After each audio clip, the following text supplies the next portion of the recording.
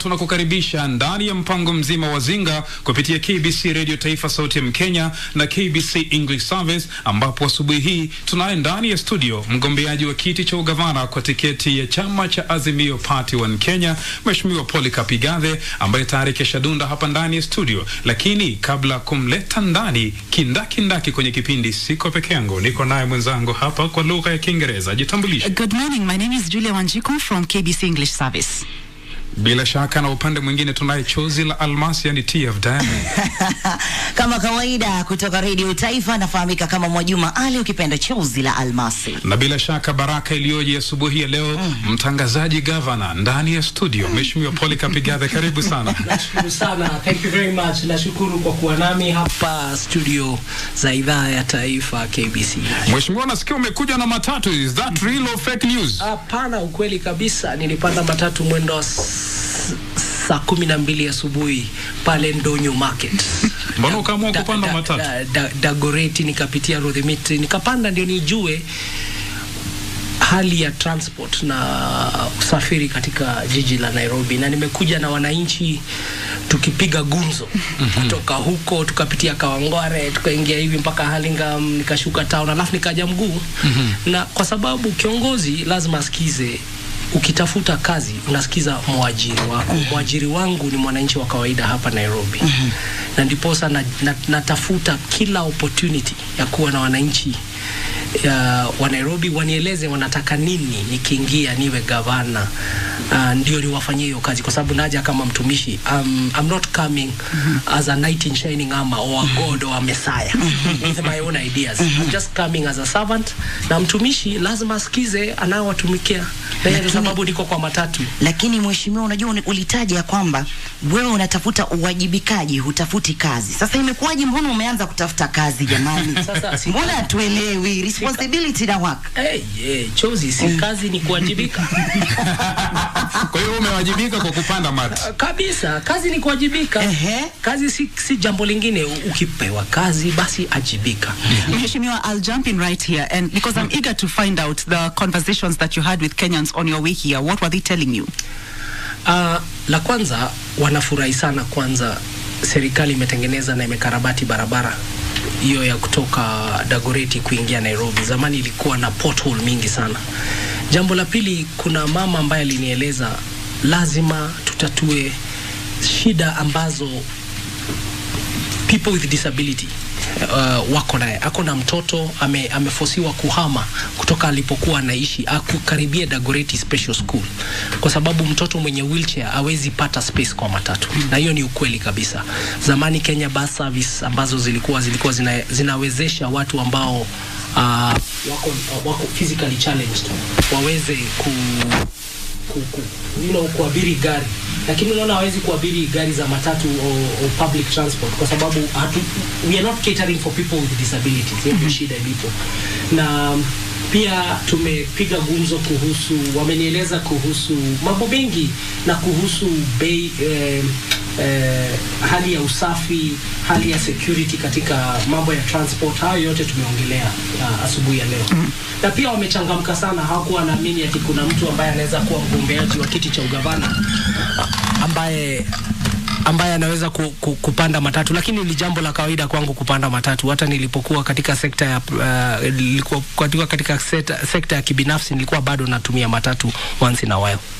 Bila shaka msikilizaji, hivyo ndivyo mambo yalivyo mahali popote ulipo. Unaendelea kuitazama runinga ya KBC Channel 1 na The Race for Nairobi Ballot Kenya 22 ndo hashtag, na studioni kumbuka niko na mwenzangu chozi la almasi, na vile pika niko Julia Wanjiku kutoka KBC English Service. Kwa hiyo tutakuwa tunapishana kimaswali. Labda tu nikianza na mimi swali la kwanza kabla kumpisha Julia na chozi. Mheshimiwa Polycarp Igathe, ulikuwa naibu gavana wa gatuzi la Nairobi chini ya Mike Sonko na baadaye uliweza kujiuzulu. Ni nini ambacho ulikihisi kwamba hakikufanyika vizuri na sasa unataka kuwa gavana wa mji mkuu wa Nairobi ambacho unataka kukifanya?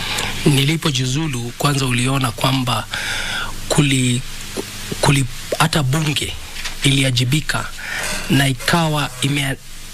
ikachukua bunge ikajitolea kutengeneza job description ya deputy governor. Deputy governor hakuna mtu alikuwa akijua anakuja kufanya kazi gani isipokuwa kungojea ampashe mawaidha gavana anapotaka. Actually, when you swear in as a deputy governor, you swear in to give advice when required. Na nikaona hiyo kazi sikuwa nimepewa. Cabinet ya Nairobi ilitawazwa bila mimi. Nominated county assembly members MCA waliapishwa bila mimi kujua. Ndiposa nikaona mimi siwezi kuwa nakula mshahara bila kufanya kazi yoyote. Hiyo ni kuibia mwananchi wa kawaida.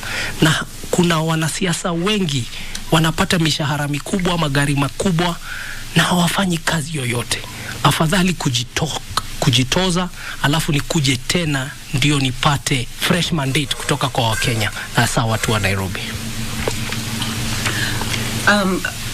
Mr. Igathe, this is a county, that is Nairobi, that has been under the NMS since March 2020, and under this period a lot has been achieved since Major General Badi took over for functions of health, transport services, physical planning and even public works. Your competitor in the race, Johnson Sakaja, is on record saying that when he takes over he'll scrap off the NMS. What are your sentiments though? NMS has a natural term ending in November of this year. We are going to take the baton of leadership from NMS and continue and build on their wonderful work. They have really focused on non-motorized transport, pedestrianization, especially around CBD. They have really helped build hospitals and access roads in places where there is high density population. You know, places like Mokuru, Kwaruben, Mathare. There are very many roads that they have done. Even the road which I've driven on today is very clear that NMS has done something. But Nairobi's biggest challenge is, so for me, NMS will be a continuation. We are going to cooperate fully with NMS, and NMS is a creature of the national government because the national government was politically in charge of Nairobi. For very many years, President Kibaki ruled without Nairobi politically. Uhuru ruled for the first term without Nairobi politically. When I came on the ticket in 2017, Jubilee for the first time fused the national government with Nairobi government, and people have seen what it is. And that's why I'm asking people, vote for me and vote for Raila Amolo Odinga. Azimio President, Azimio Governor. If we mix those two things, if it doesn't look like a matching suit, you know, we are not going to go anywhere because the same fights will end up. So you have a governor who feels the national and vice versa. So for me, the Nairobi Metropolitan Services was a gift from God, and thank you Uhuru Kenyatta and thank you General Badi. Umebandikwa jina, sijui kama unalijua, unaitwa Simon Makonde. Unaitwa Simon Makonde. Na inasemekana ya kwamba wewe unaonekana hizi siasa zitakushinda, manake mara unaibuka alafu unatoweka. Alafu sio maneno yangu, alikuwa anasema huyu Igathe ni nani ambaye leo ni naibu gavana, kesho yuko Vivo, yuko Equity, tusikie tetesi yuko Rubis. Alafu kabla habari nyingine kumalizika tunasikia yuko sehemu nyingine. Alisema Danstan Omari. Hayo ni maoni yake. Je, wewe unayasemaje? Hebu tujiulize. Hayo makampuni ambayo umetaja kweli huwa yanamchukua tu mtu kutoka mtaani ndio uingie huko?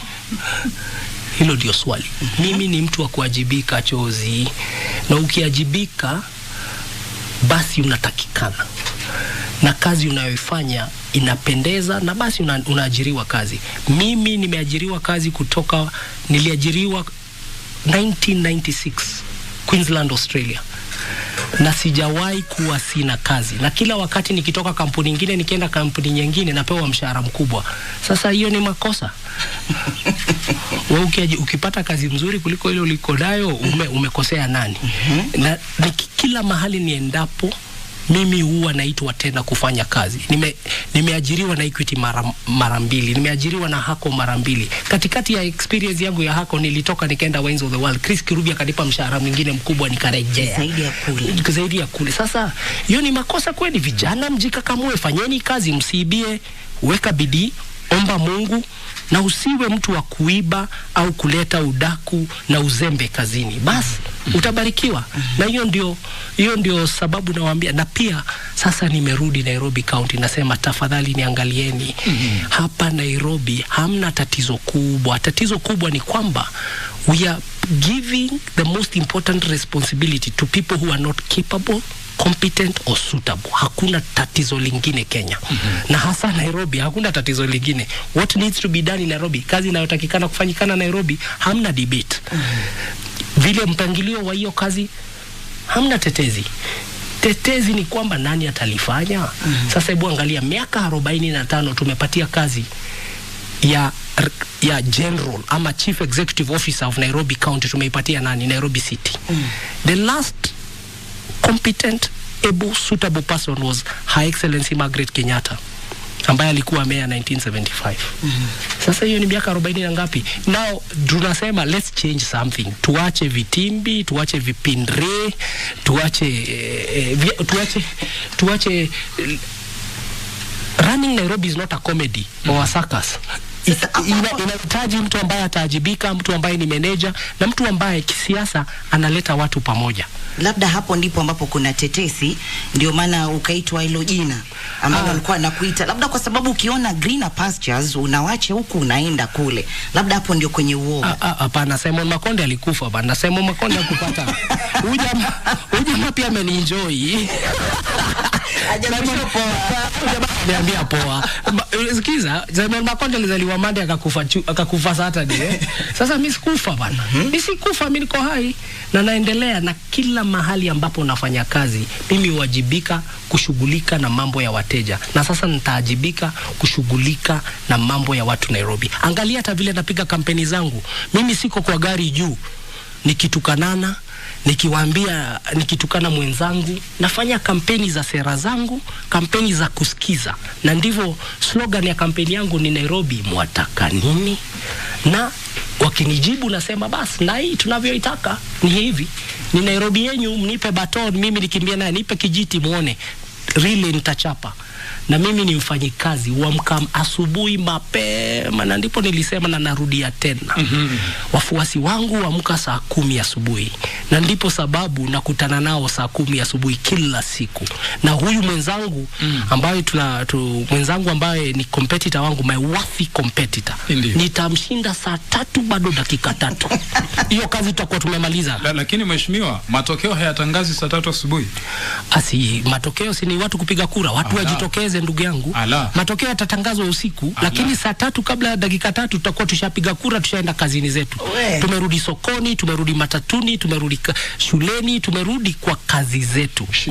Tumerudi kuwajibika, kwa sababu wafuasi wangu ni watu wa kuwajibika, si watu wa kelele na hoi hoi. Shikilia hapo mheshimiwa. Bila shaka msikilizaji wa KBC Radio Taifa Sauti ya Mkenya na radio yetu ya KBC English Service, bila kusahau runinga ya KBC Channel 1. Hii ni Zinga na tuko naye ndani ya studio. Anauliza Nairobi mwataka nini? Mwaniaji wa kiti cha ugavana Polycarp Igathe kwa tiketi ya Azimio. Nirudi kwako kabla kumpisha Julia Wanjiko. Mheshimiwa, watu wanasema wewe ni kibaraka wa Rais Uhuru Kenyatta. Hebu tuweke wazi, you are nowhere, hata ukwenda nomination. Mimi ni kibaraka wa Mwenyezi Mungu ndugu yangu. Mimi ni kibaraka wake Mwenyezi Mungu. Na Uhuru Kenyatta si adui, ni rais wa taifa la Kenya.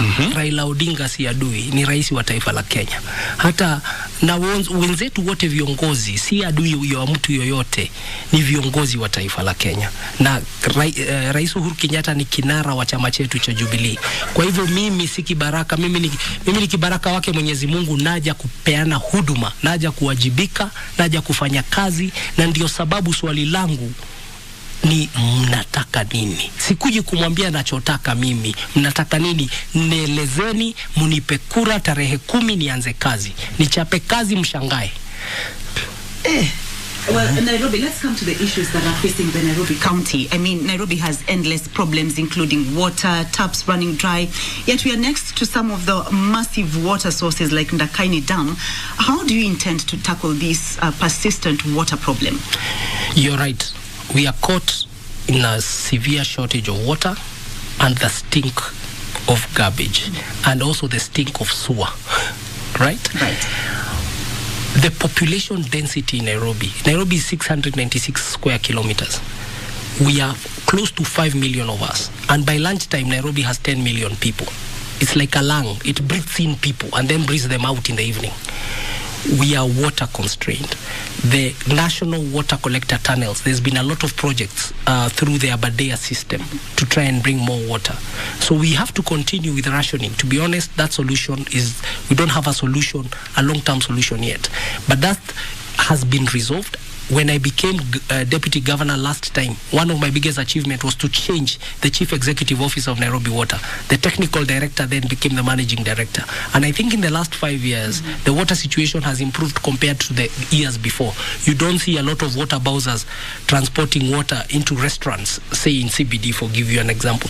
But we're going to continue focusing on water. The Northern Collector Tunnel, there are very many water projects that have not been completed. And we have to all admit that Nairobi, we are water stressed. And because we are water stressed, we cannot waste water. We are not harvesting enough of it. And water is going to be a big agenda. But then again, the solutions to water sits with a lot of us and where we are and the water system, plus the planning system. We are building estates in places where there was no expectation that there will be estates. So you build an estate in a place where there is not even water infrastructure and trunk lines that are done there. So we are running behind that, and people are relying a lot on boreholes, and there's a lot of dirty water. So water is an issue. But even what is a bigger issue is the sewage and the breakage of the sewer system. We have to continue to work with the national government to make sure the water and sewer capacity is tripled and quadrupled for the city of Nairobi. Labda unajua wenzako walitangaza nia yao mapema, lakini wewe ulitangaza nia yako kuchelewa. Tuambie ukweli tu. Kuna mtu, unajua kuna yule mtu anakuambia wewe chukua hapa. Songea, kuna nafasi, hebu tuambie ni nani na aliyekusukuma ni nani? Maanake wewe tunajua kama mwanabiashara vitu kama hiyo. Nani, tuambie tu kweli. Chozi, kuchelewa ni nini? Kama sasa nimepanda matatu, na hiyo matatu kawaida program yake ni it takes off, inatoka saa 12. Nikifika pale saa 11 bado dakika 5 nimechelewa. Na mwingine afike pale saa 9 usiku. Kuna deadline ya Independent Electoral Boundaries Commission. Kuna deadline ya political parties ya kurudisha makaratasi. I met the deadline. Sasa Chozi kidogo pia hapo manipiga hapo mniambie mnanichonga sana. Alafu hata watu wananiambia ati mimi ni ati I'm new in politics. Wenzangu ambao tulishindana nao kwa Jubilee. Those are Johnny Come-Latelys. Mimi nilianza siasa 2017. Nilikuwa mwanachama. Alafu pia angalia vile chama chetu kimejitahidi kufanya nominations. Tulikuwa tunafanya interview. Unaulizwa wewe, hebu tuambie Nairobi, unajua size ya Nairobi? Unajua constituency ngapi? Unajua ward ngapi? Unajua kiongozi wa kanisa upi? Unajua kiongozi wa elimu yupi? Unamueleza. Kwa hivyo sasa tuna watu ambao they are not just coming to get a salary in politics, they are coming to serve. Sasa hiyo ndo, kwa hivyo sijachelewa. Na aliyekusukuma jina Mwenyezi Mungu. God Almighty. Na nitarudia, God Almighty. God Almighty. Wewe angalia wanasiasa wengi hata wapigi kampeni, kazi yao ni kufuata Uhuru na kufuata Raila. Kila mahali. Mimi hao ni viongozi wetu wa chama, na pia wanapiga kampeni zao za urais. Mimi napiga kampeni yangu ya ugavana, na mimi nafuata mwananchi wa Nairobi, nafuata mwenye inchi Nairobi, namfuata pahali popote alipo, na mrai na muomba na mueleza anipigie kura tarehe 9, na apigie Jubilee, na apigie Azimio, na akinipa kura pia mpe Raila Amolo Odinga. Muone vile tutachapa kazi. Baba na kijana wake. Sasa mheshimiwa, shikilia hapo msikilizaji, kumbuka unaendelea kusikiliza Wazungu Kwambie. Hii ni joint production kati ya runinga yetu ya kitaifa KBC Channel 1 ndani ya mpango mzima kipindi Good Morning Kenya, na vile vile pia uko ndani ya KBC English Service na KBC Radio Taifa. Studioni niko na wenzangu hapa Julia Wanjiko na vile vile pia Chozi la Almasi. Mheshimiwa, dakika 2 ujibu swali langu kabla tuende kwa mapumziko mafupi alafu turudi tena. Nairobi ni mji mkuu wa taifa la Kenya. Ukiangalia miji ilivyo, Afrika Mashariki na Kati, Kigali, Dar es Salaam, ukienda Bujumbura, tuje hapa Nairobi ambapo watu wengi wanategemea Nairobi kwamba ndio chemko lao. Lakini mheshimiwa, miaka mingi Nairobi kumekuwa na tatizo la wachuuzi, hawkers. Miaka mingi hapa within CBD Nairobi utakuta kuna uchafu. Vipi agenda yako ukichaguliwa kama governor kuhusiana na hawkers mheshimiwa? Wana block watu kupita, wana block biashara za watu ambao wanalipa leseni. Hata hawker ulipa leseni. Hata hawker ulipa leseni. Kivipi? Ile tatizo ilipo Nairobi ni kukanyagana. Hatujatengeneza mpangilio wa kufanya biashara kwamba mwenye duka na hawker pia apate kazi yake ya kufanya. Ukienda miji mikuu unaona mahoka wanafanya kazi 24 hours. Wakati wenye duka wamefunga, mahawkers ndio wanaingia. Kwa hivyo isiwe tunabagua watu ati mahoka na wenye maduka. Ni kama vile tunabagua watu, tunasema kuna watu wako juu na wengine wako chini.